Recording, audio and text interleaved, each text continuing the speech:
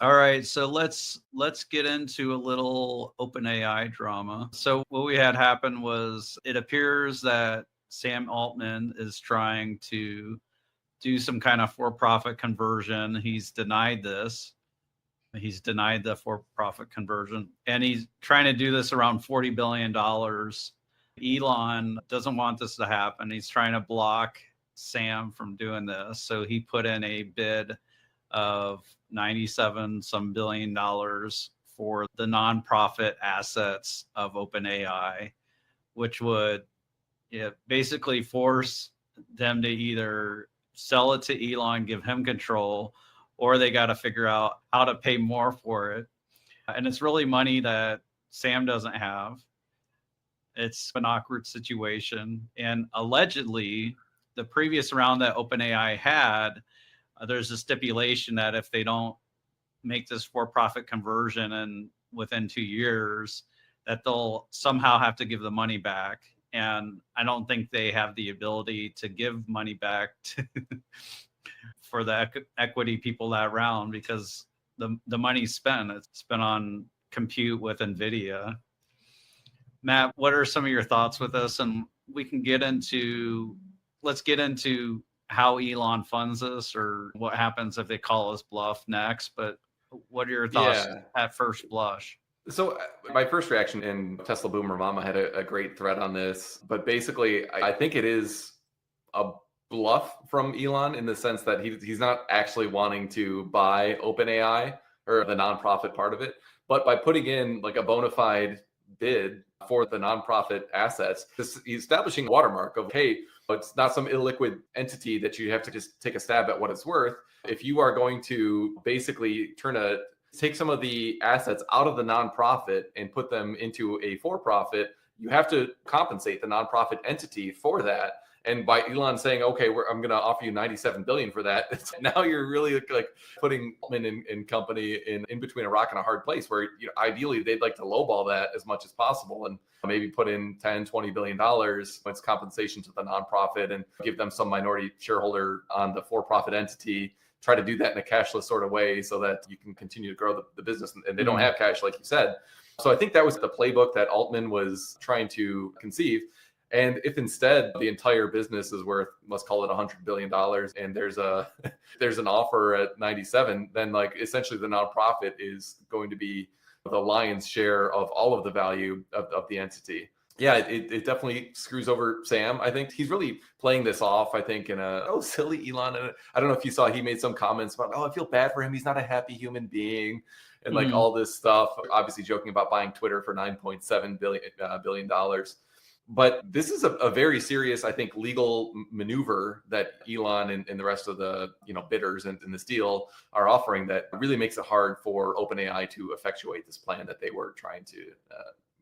So let's get into the next topic here. So I think what Elon is trying to do is try to put the OpenAI board in breach of fiduciary duty, so he can set up for a lawsuit. And ironically, he might be suing in the Delaware courts. I'm having deja vu. For minority shareholder rights in Delaware courts. Now, please not judge Kathleen McCormick. I'm going to lose my mind.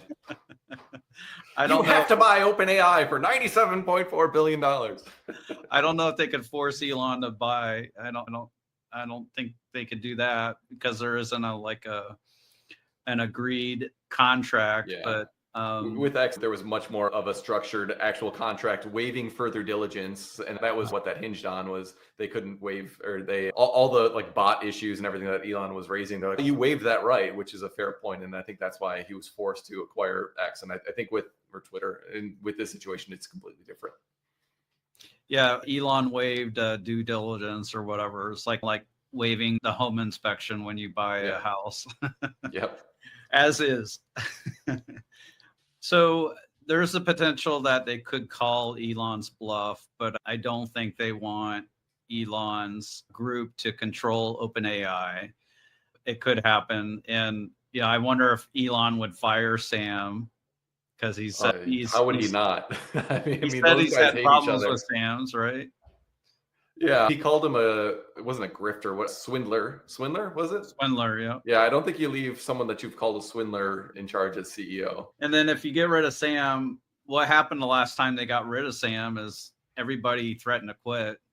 And that's why they brought Sam back. Is that's one reason why they brought him back, is the whole OpenAI team threatened to quit. So I don't think it'd be good if Elon's bluff was called and they end up Yeah. buying. I don't think it could be forced at this point because there's no contract yet. Let's talk about that a little bit though, Okay. because that's at least one of the scenarios. Is if Sam and the Microsoft and everybody involved in the decision making here is trying to go down this path that they were talking about, where you basically spin out the nonprofit or spin out a for-profit that then acquires some of the IP and the other assets from the nonprofit. If you go down the legal course of doing that, and that was already a legally tenuous path to begin with. There was not a lot of case law that would support what they were trying to do. And so they would have had to presumably walk a tightrope in order to pull that off in the way that they were envisioning. If they are going further down this path now, and then they find that their hurdle rate is that much more difficult, or the economics to them on the back end are going to be, much less attractive than they were thinking, maybe they do either. I think your options at that point would be to leave the existing structure in place or to take the deal, right? And so there could be a scenario where they just realize that we're probably not going to win a legal around this very novel approach that we're trying to do. And so maybe the best course of action to be a fiduciary, as that question said, is actually to accept this deal. And so from there, there would be some more serious negotiations, and a more legally binding document would have to be produced at that point. But in that scenario, that's not completely unrealistic that could happen. And then we could get into the whole Elon selling shares to fund this type of scenario again. I think we're a ways away from that, but it is a real risk, I would say, that Elon could be going back to the well again to sell some shares to fund yet another kind of passion project of his. Yeah, and along those lines, people criticize Elon because he sold his shares on the open market before. But what I'll share is there's no one just hanging out with 10 to 20 billion dollars just waiting to give Elon a special deal on selling his stock. And dark pools, Bradford, dark pools. there's no dark pool buyer. So you've had a number of board members selling Tesla stock. It's been going down. The dark pools didn't stop it from going down. Yeah, there's nobody just hanging out with 20 billion wanting to buy Tesla stock from Elon for even a 5% discount. So it'll sting if Elon does have to sell some Tesla stock to finance this. All right. So Matt, you want to read this one? Yeah, Breakfast Pizza asks, do you think there's any significance behind the $97 billion offer, and also that the offer would match any competing offers?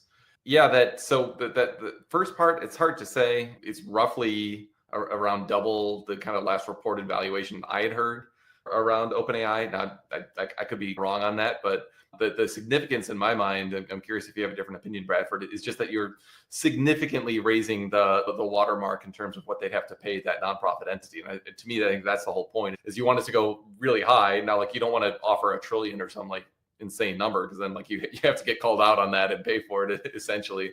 But I think when you look at the details around that, there was a significant amount of other investors that were already lined up to do this. So I think that was a number where Elon felt very comfortable he could actually finance if he were forced to.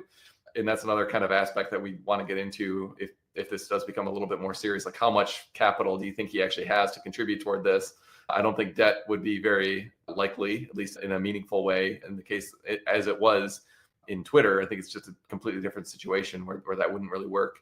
But yeah, I don't think there's significance to the number particularly, other than you're significantly setting that bar higher. But I'm curious your thoughts, Bradford. I think you covered it, but we got another question here. So what if Tesla were to put 36 billion of their cash into OpenAI? So they do need some cash to cover some kind of recession scenario. I would not be in favor of Tesla buying a chunk of OpenAI just to block Sam. Matt, how would you vote on that? Well, you have to look at it from a Tesla shareholder perspective. And is Tesla on a path to solve FSD and Optimus and significantly increase shareholder value that way without any significant acquisition? And I think, yes, they are. That you could probably argue, especially with Optimus, that some of the OpenAI stuff would maybe accelerate that. But then you've got to unwind all the entanglement that they have with Microsoft, and that gets messy. And so what at the end of the day, what are you really acquiring? Because it's not like the computer, it's a lot of the algorithms. And Tesla has real world AI that, as Elon says all the time, is second to none. So yeah, I agree. It sounds nice on paper, but I don't think there's actually a whole lot there that would be synergistic for Tesla when their own AI team is so phenomenal. Like, I don't think Tesla really needs an LLM. There's a lot of open source stuff that they could get to help with some of the Optimus tasks that I'm sure would benefit from a more advanced LLM than what Tesla has. That's my thought. OpenAI is probably ahead in voice recognition. Yeah, it's really good. The voice interacting. Ideally, you want to be able to have voice interaction with Optimus. And there's an open question on whether the chip that's inside Optimus can handle everything, including voice and listening and all that. To give you a little explainer on this, so you have the fine controls of the hands, you have all the servos, the actuators, and you're checking the electrical current, you got the video input, and that needs to be very low latency just to keep the robot upright, but also to have that fine motor control.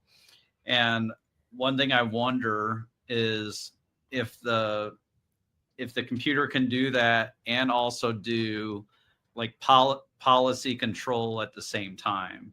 So what I mean by that is, okay, what task is it doing? So let's say the robot's at a station and it's messing with some batteries and you want to go have it do something with inverters or whatever.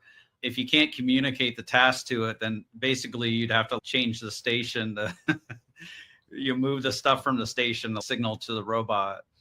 That's a question, why they might need some large language models, but they could get that from XAI at this point.